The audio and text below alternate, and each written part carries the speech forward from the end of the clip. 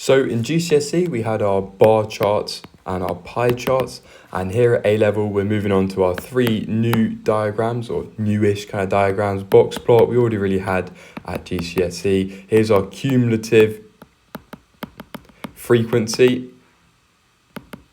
diagram in this question. And then also we've got histograms. Okay, these are 3 they choose to do in more detail, but obviously you've also got your bar and your pie charts. Okay, so here we've got a cumulative frequency question. All right, so draw a cumulative frequency diagram for this data. Well, here is a graph I made earlier. So let's just plot the points. Okay, and for cumulative frequency, you plot the end of it. Okay, because that's where cumulative, so you've had 2 points between, before that and 55. So you say, plot 2 there. It's 60, we've had 7 points. This is all very rough. 65, you've had 15. So 65, you've had, let's say that's about the middle. At 70, you've had, sorry, messed that up. It's a good point, not paying attention. So cumulative frequency, okay? Hopefully you spotted I was doing that wrong. Cumulative frequency is adding them all up. So you've got 2 and then you've got 9, okay, for the next one. Okay, the next one you've got 24, and then you've got 55, and then you've got 60. Okay, so it's how many data points cumulative now that are between kind of 0 and 55 or 0 and 60. Okay, so going back to what we had at 60, we had 9 points. So we had 9 before that. At 65, we had 24.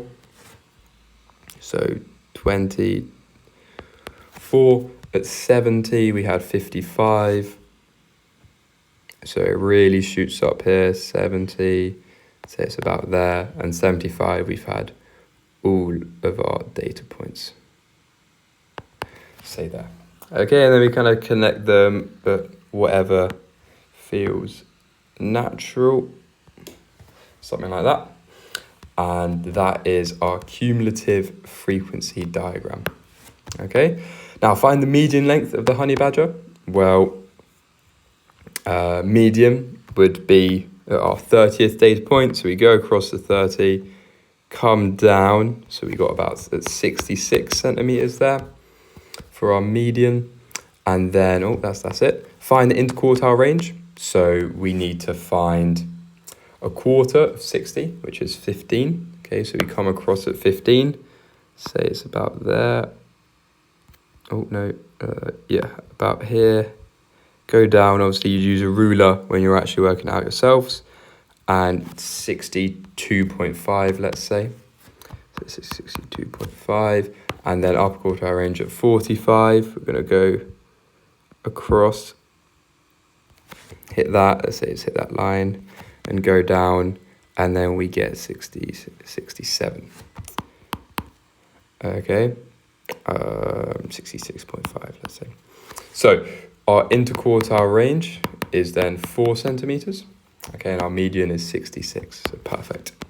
The diagram shows the distribution of lengths of this European badger now. Okay, compare the distributions between these. And we know whenever we compare distributions, we want to compare our medians and compare our interquartile ranges. Okay, that's why they've made you calculate that at the beginning. So let's find the median for this. So we've also got 30 data points.